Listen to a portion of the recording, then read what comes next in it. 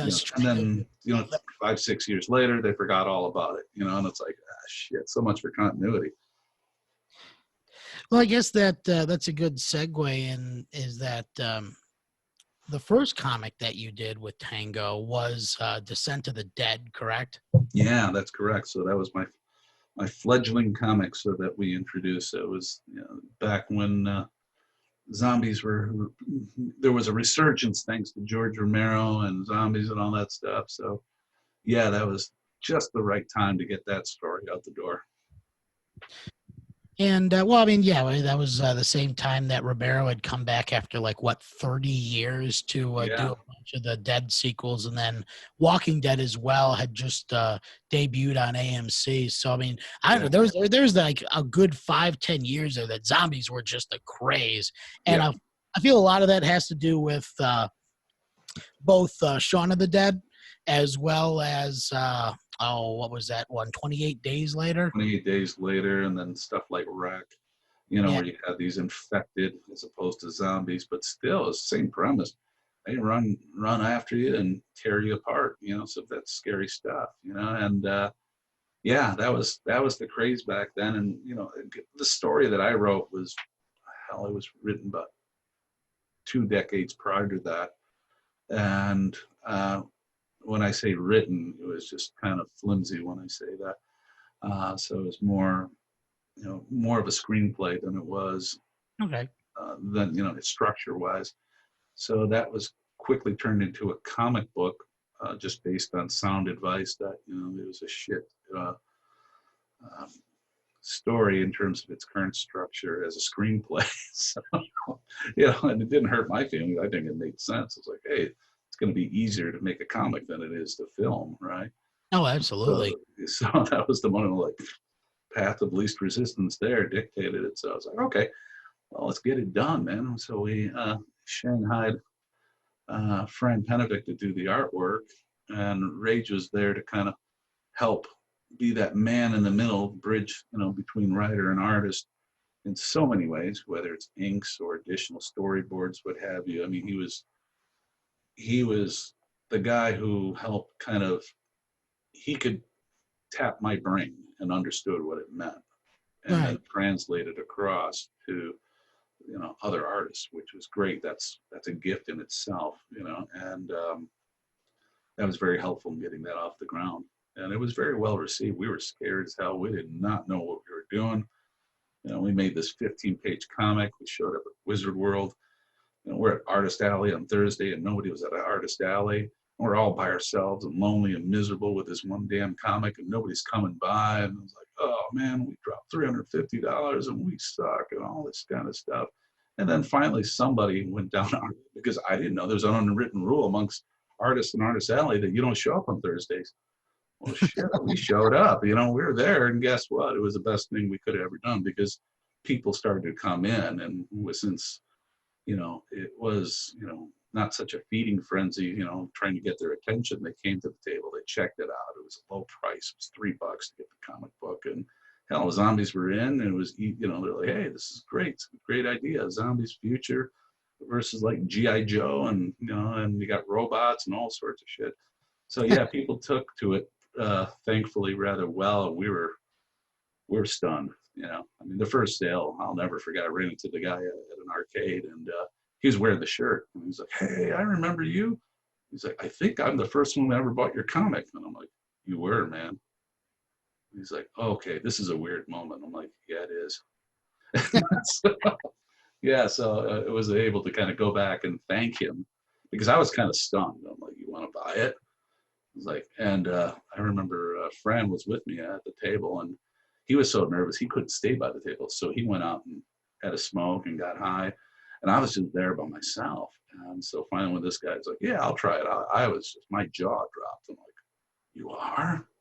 And then he came back. He's like, hey, I read it. It was pretty good, man. When is the next one coming out? I'm like, I hadn't even thought that far. I don't know. I feel like there's that level of validation though when like you sell that first book and like you actually get some good feedback, that it was entertaining. Like, yeah, when's another one? I would have it. I would buy another issue. I mean, it's gotta give you that like jolt in the arm to make you feel like, all right, well maybe this is something I can do. Yeah, so I looked at that $3, and back at that time, shit, I mean, we couldn't get cell phone reception with our crappy phone, so we had walkie talkies. And so I told, a friend didn't want to come. He was nervous. Dude. I don't blame him. We were both just like, we're a mess. And then I told him, and I'm like, hey, I sold one. And he came barreling back. He's like, you did? Let me see. And he's like looking at the $3. And I'm like, yeah, because it was the only thing in our cash drawer, right? And I'm like, yeah, we did it, man. Can you believe it? I'm like, yeah. And he's like, wow, that's incredible. And I'm like, well, we got to sell another one, So, and there you go. That's, the unattractive origin of Tango Comics, built around one comic being Descent of the Dead.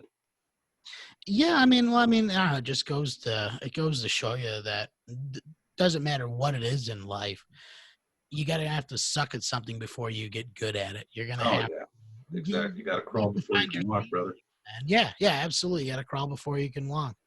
But I mean, you did the episode or the episodes, Lord, you did the issues of Descent of the Dead, and Yeah, then you released that into a big trade with additional features, correct?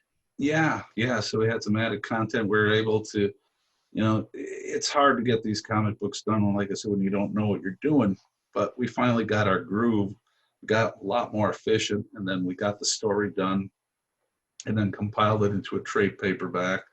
And then we're able to kind of go back and add some additional content, some treatment, and some backgrounds. And again, it's a lot of supplemental stuff, but it was good. It helps kind of complete the story too. Right, right. Well, then, and that wasn't the only comic you had at the time.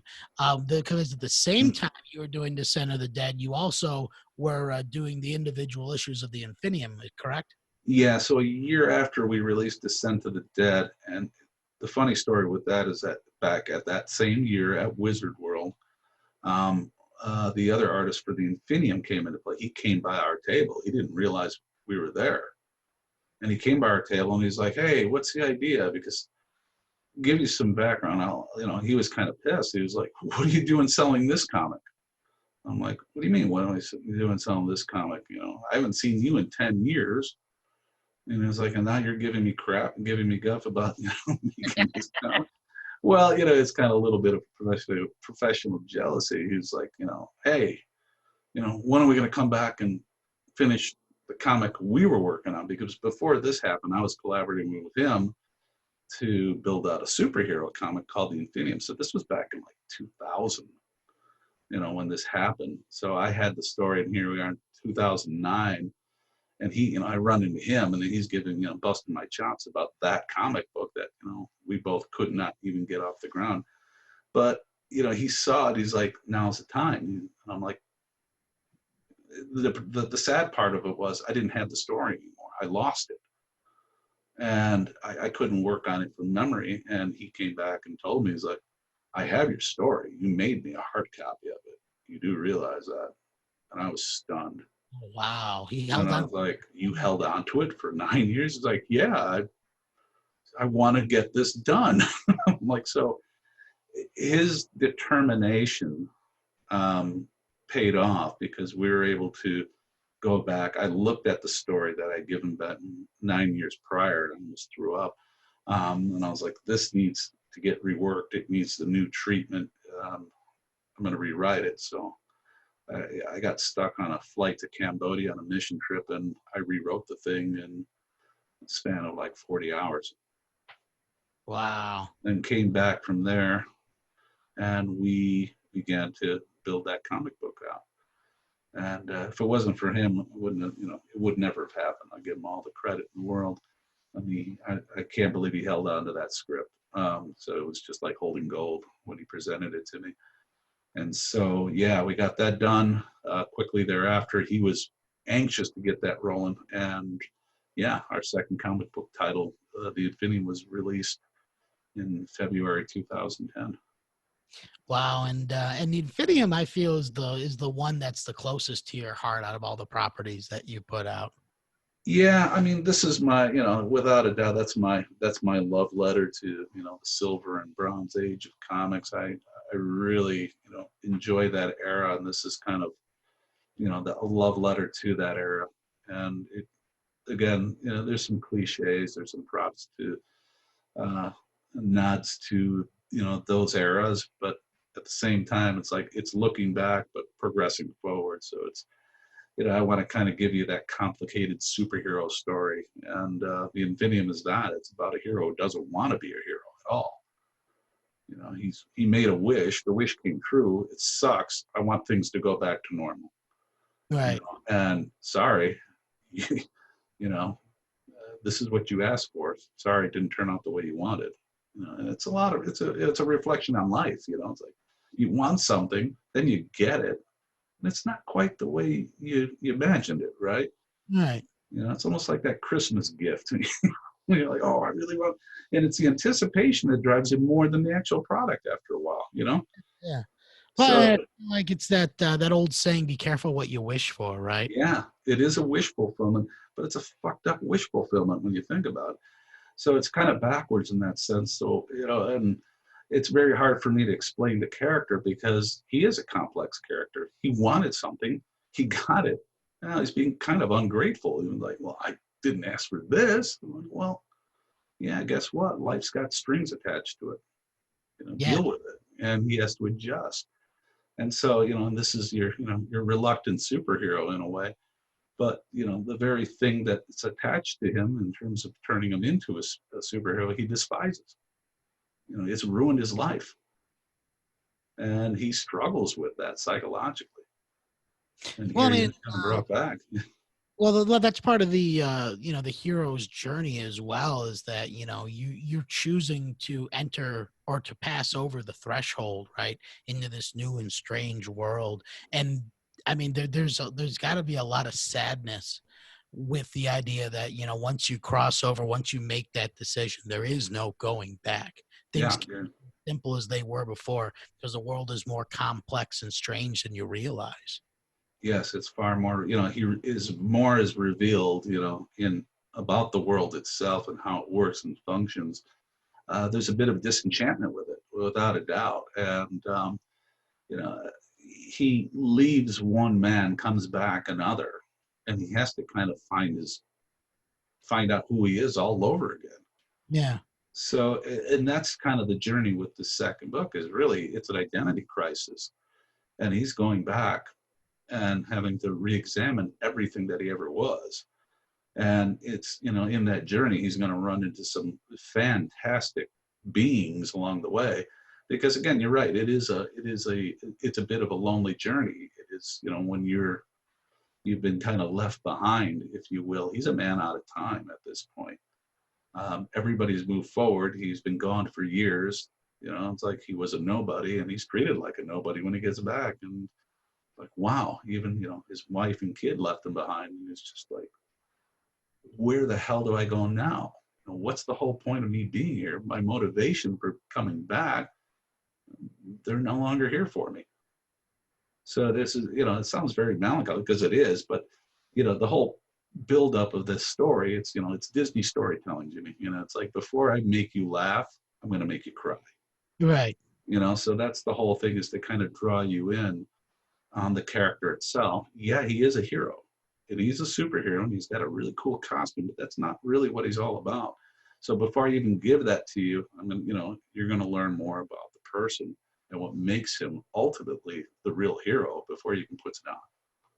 Right. Well, I mean, that's what's important though, is knowing that character before the heroics take place, right? Having a good perception of what that character is. You get into their head, and then it adds more weight to the choices they make later on, because usually with superheroes, choices have dire consequences. Absolutely. Yeah. And this one especially. So he comes back, and it's a bit of a spiral staircase effect. So with each chapter, the adversaries start to escalate in terms of what their capabilities are and profound until you get to the very ending of this whole thing. And then you're going to see just what he's up against, and it's how do I put it without revealing too much?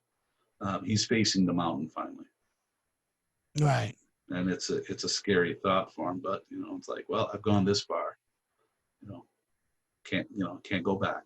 And it's like I said, the interesting thing about it is really, as well as the characters, that I'm introducing a whole bunch of other characters along with them.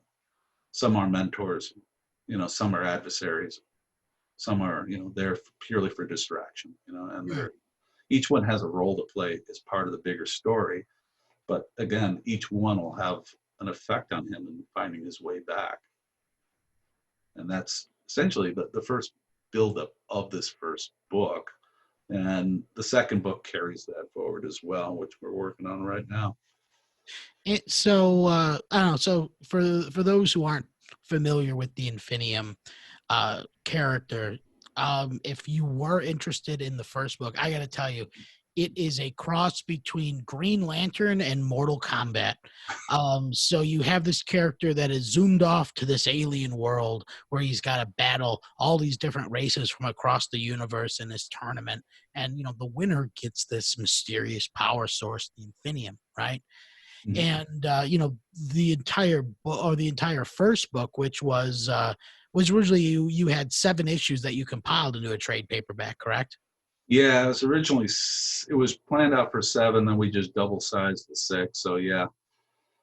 So then there was that supplemental story that we did with Carlos. So technically it's like 8 issues altogether when you think about it. Right. But yeah, it was a lot of content we threw at this whole thing. But yeah, you're right. It's it's a 7-issue book. I'm just kind of fighting in denial as it's like, oh yeah, it's only 6. But yeah, we were so fed up with, by the time we reached the 6th issue of either title, we were so fed up, man. We're just like, let's just get this damn thing done. And not that we didn't appreciate it. It's just you're working on it so long, you just need a break. Oh yeah, absolutely. Well, I mean, and this was the first one, or the first book, I guess, the one that you're currently working on, the second Infinium, Mhm. that was that you didn't even bother doing individual issues on. You just were going straight trade paperback with this guy. Yeah, and it's the fans spoke, and the response was, okay, let's get it in a compiled format, because the biggest concern was waiting 6 to 8 months for the next issue, and that was painful. That was painful for me. It was painful for the audience, and I'm like, nah, screw that. This time we're going to give you 5 or 6 issues compiled into one now, so that you have a sense of completion. Yeah. You have a sense of depth. It gives me more playground to do some storytelling, and you get to read something in a very contiguous fashion, which is fun. Because it's there, it's all in front of you, and you don't have to go back and remember where you left off. It's just one continuous stream of thought.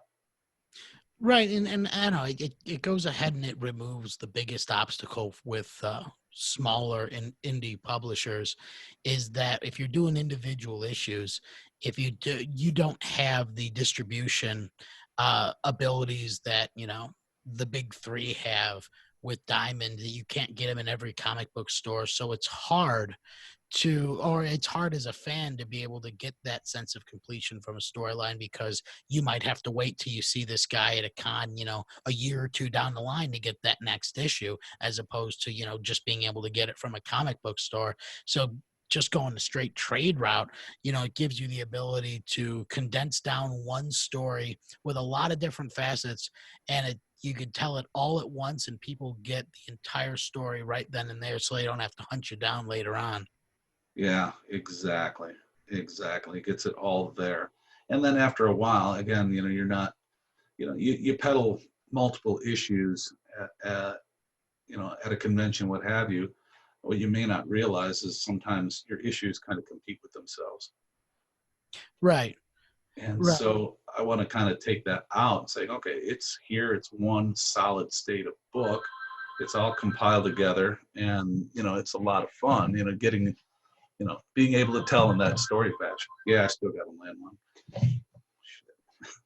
Wow, you still have a landline? Yeah, it I doesn't cost nothing. I'm on, I mean, MetroNet has it, and then just again, precautionary. I live in a world of cell phones, but every now and then, stuff doesn't work or just out of convenience. I'm using that. Yeah, yeah, yeah, definitely convenient if it's right there for you. Yeah, exactly. It's within reach. And then, it's a fallback in case cell phones don't work, what have you. Isn't that weird? Usually it was the other way around. You had the cell phone to supplement, the landline, but now it's the other way around. Yeah, times are changing. And well, I guess going off of that, then how does I guess what's the big transition from the character that folks could read about in the first book into the second book? Because the second book takes place a few months after the first one, correct? Or is it just pick up right where it left off? It picks up right where it left off, as a matter of fact. So yeah, it's just almost, it's practically reading one contiguous story. So he's out there in space, contemplating, fighting himself. He's fighting this entity that's within him, saying, "Hey, you need to go here. You need to go back into the cosmos. You know, there's a purpose for you there." And the human side of him is like, "No, I'm not ready for that yet. My motivation to being in this state was, my wife and child, and I'm going back to them." So there's an inner conflict that's there. That's he's fighting himself. He's fighting to retain his control over his humanity. Right.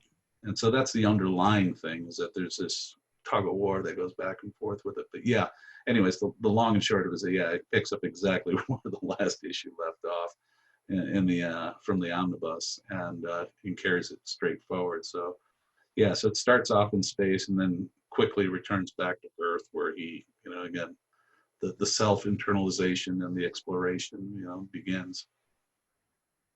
So I guess when you came back to this property, was there um, was there any sort of shift in how you perceived the character, how you wanted to write him? Yeah, I really don't think, when I look back at the first story, I had an opportunity to really flesh out the character like I wanted to.